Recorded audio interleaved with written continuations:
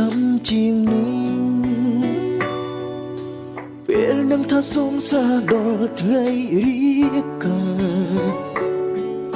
មនុស្សដែលធ្លាប់ស្និទ្ធស្នេហាមនុស្សធ្លាប់សន្យានឹងគ្នាបើជាខ្លាចជាប្រពន្ធរបស់គេ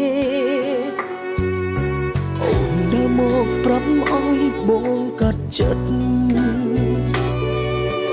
បងមិនได้គិតថាជាការពិតទេដូចមនុស្សឈួតស្នេហ៍ជូនបងអូនតែទឹកភ្នែកហូរ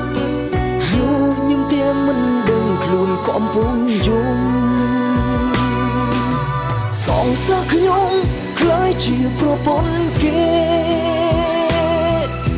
មនុស្សខ្ញុំស្នេហ៍បានទៅអ្នកផ្សេងអោ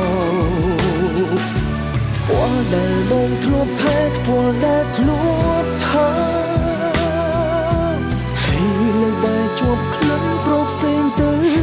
វិញធ្វើបែបណាទើបអាចខួតអូនបានរីជីកនេះបានត្រឹមតែស្រឡាញ់